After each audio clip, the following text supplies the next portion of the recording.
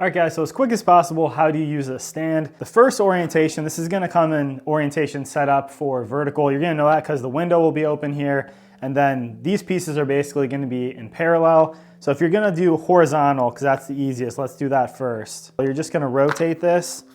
The screw's gonna go away, and then you're gonna be a little bit off center here now. So this is how you set up for horizontal. So right on the back here, there are gonna be on this inside edge, there are some controller buttons you're gonna see right back where like the USBs are.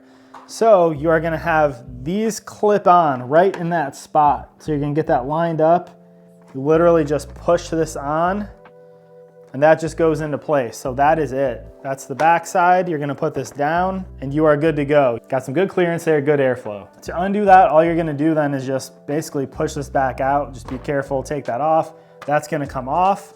To go to vertical, rotate this back, get that screw here, pull that out.